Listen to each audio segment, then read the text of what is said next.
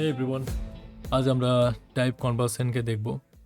দেখো, type conversion হচ্ছে আমরা যখন মনে করো কোনো একটা ভ্যারিয়েবলে মনে করো কোনো একটা ভ্যালুকে আমরা অ্যাসাইন করলাম, যার মনে করো একটা স্ট্রিং ভ্যালুকে অ্যাসাইন করলাম। এবার আমরা চাইছি যে ওই যে ভ্যারিয়েবলটার মধ্যে আমরা স্ট্রিংকে অ্যাসাইন করলাম, ওই ভ্যারিয়েবলের এখন যদি আমরা ডাটা টাইপটা চেক করি, ডেটা টাইপটা চেক করি, তো ওটাতে কিন্তু এখন স্ট্রিং দেখাচ্ছে, কিন্তু আমরা চাই ওই যে ভ্যারিয়েবলটা আছে ওই ভ্যারিয়েবলটার ডেটা টাইপটা ইন্টিজারে কনভার্ট হোক। যেমন আমি যদি এমনভাবে লিখি, এক্সের মধ্যে দেখো আমি এখানে অ্যাসাইন করছি 1 2 3 4, কিন্তু এটা আমি ডবল কোটেডকে ইউজ করেছি। ডবল কোটেডের ভেতরে যখন আমরা কোনো কিছু ইউজ করি তখন সেটাকে স্ট্রিং মানা হয়। আর তোমরা চাই এখানে সিঙ্গেল কোটেডও ইউজ করতে পারো, সেটাকেও কিন্তু স্ট্রিং মানা হবে।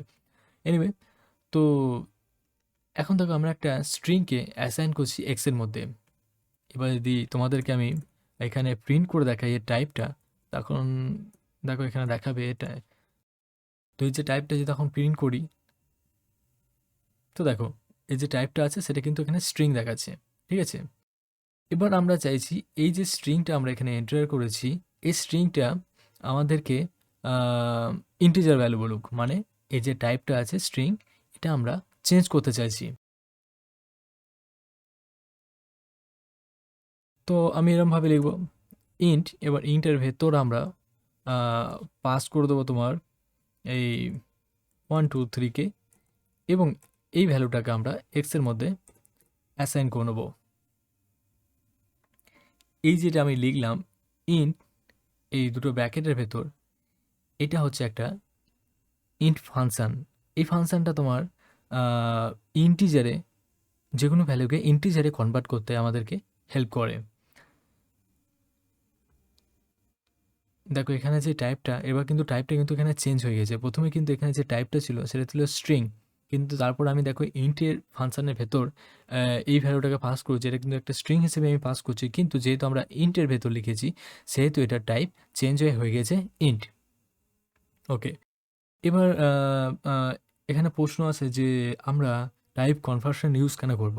দেখো, টাইপ কনভার্সন আমরা ইউজ করতে চাই আমরা যদি দুটো নাম্বারের ক্ষেত্রে মনে করো আমরা দুটো নাম্বারকে যোগ করতে চাই, সেক্ষেত্রে কিন্তু আমরা দুটো স্ট্রিংকে তোমাদের দিকে প্রোগ্রামটা ভালো করে দেখায়, তুমি বুঝতে পারবে। দেখো আমি এখানে দুটো ভ্যারিয়েবল নিচ্ছি, এবং দুটো ভ্যারিয়েবলের মধ্যে আমি ইউজার থেকে কিছু নাম্বারকে ইনপুট করতে বলবো, এবং দ্বিতীয় একটা ভ্যারিয়েবল নিই যেটা বি নিলাম।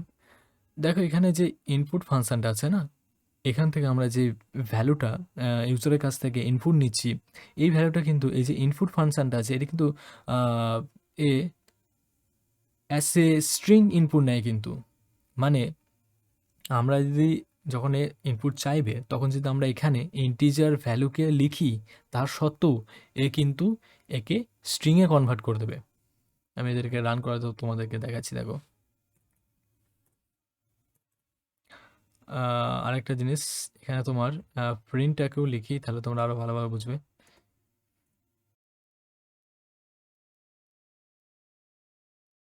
তো আমি এখানে দেখো দুটো ইন্টিজার নাম্বার টাইপ করব, 12, এবং আরেকটা টাইপ করলাম দেখো 20। বাট এ আমাদেরকে স্ট্রিং দেখাচ্ছে, কিন্তু আমি কি নাম্বার টাইপ করেছিলাম বলতো? ইন্টিজার নাম্বার টাইপ করেছিলাম, কিন্তু এ আমাদেরকে স্ট্রিং দেখাচ্ছে। রিজন হচ্ছে তোমার এই যে ইনপুট যে ফাংশনটা আছে না, এ আমাদের কাছ থেকে যে ভ্যালুটা নেয় সেটাকে কিন্তু এ স্ট্রিংয়ে কনভার্ট করে দেয়। মানে বাই ডিফল্ট স্ট্রিংয়ে ইনপুট নেয়, মানে আমরা যাই ইনপুট দিই না কেন সেটাকে কিন্তু স্ট্রিং হিসেবেই নেয়। এবং এই স্ট্রিংটা তোমার এই বি নামে যে ভেরিয়েবলটা আছে এখানে কিন্তু সেভ করেছে। এবার আমরা যখন বি নামে যে ভেরিয়েবলটা আছে লিখেছি আমি, সেটা যখন টাইপ চেক করছি তখন কিন্তু এখানে দেখা যাচ্ছে স্ট্রিং। এবার আমরা যদি এই দুটোর মধ্যে অ্যাডিশনাল করি, দেখো দুটো স্ট্রিংয়ের মধ্যে অ্যাডিশনাল করলে দুটো স্ট্রিং কিন্তু জুড়ে যাবে। এখন তোমাদের যেমন তোমাদেরকে আমি দেখাচ্ছি, এখানে কিন্তু তোমার অ্যাডিশনাল হবে না। এখানে যে দুটো স্ট্রিং আছে, মনে করো আমি এখানে 12 আর 20 টাইপ করেছি, এরমভাবে টাইপ হবে 12, তারপরে চলে আসবে 20, মানে এটা চলে আসবে তোমার 1220।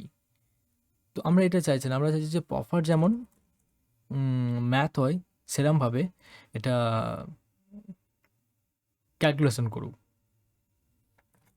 দেখো আমি দুটো ভ্যালুকে দিলাম, এবার দেখো এখানে দেখা যাচ্ছে আমি দুটো ভ্যালু যেহেতু 1010 দিচ্ছে, সেহেতু এখানে দেখো যে আউটপুটটা আছে সেটা হচ্ছে 1010। তো আমরা এটা চাইছি না। তো এখানে তোমার রোল আছে টাইপ কনভার্সনের।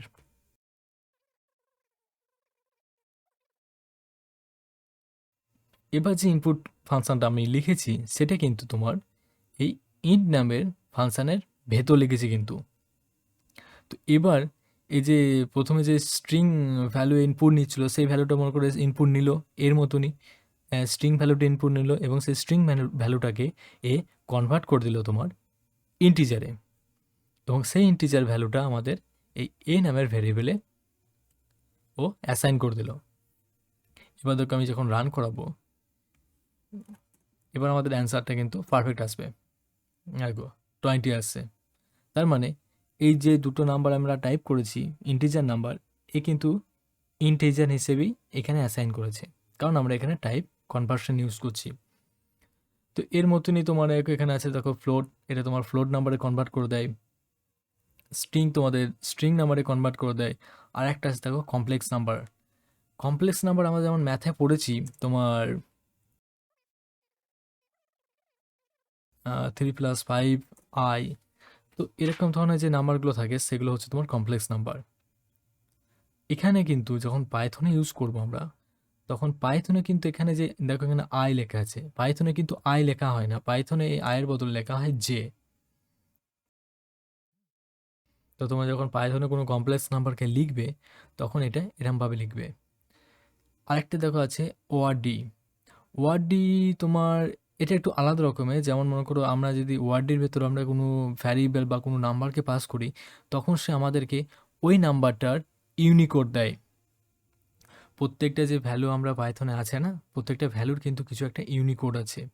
তো ওই ইউনিকোডটা তোমার এখানে আমাদেরকে দেখায়। যেমন আমি তোমাদেরকে যদি এখানে দেখাই ইউনিকোডটা, সো তোমরা দেখো বুঝতে পারবে।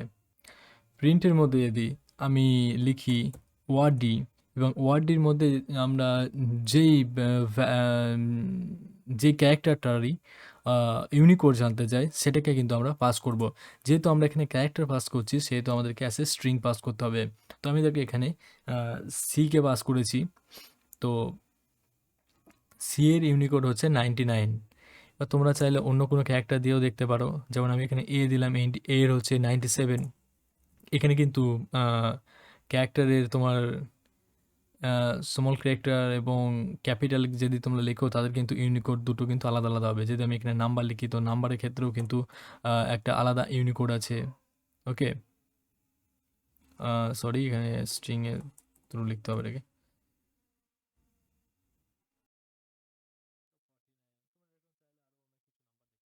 আরেকটা জিনিস তোমার এই যে টাইপ কনভার্সন আমরা যখন করছি, তো টাইপ কনভার্সনের এই যে এখানে যতগুলো লেখা আছে এর চেয়েও কিন্তু আরও অনেক আছে টাইপ কনভার্সন। যেমন মনে করো একটা আছে তোমাদের টাপেল আছে, আহ, তোমার লিস্ট আছে।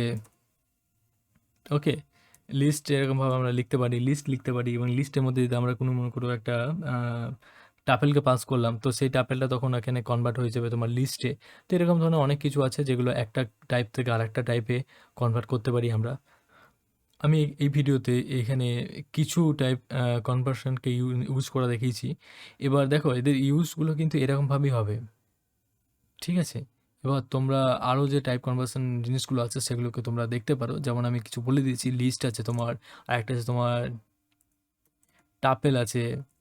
তো দেখো এখানে যে টাপেলটা আছে, টাপেলের মধ্যে আমি মনে করে কিছু ভ্যালুকে পাস করলাম। ওকে, কিছু ভ্যালু আছে এর মধ্যে।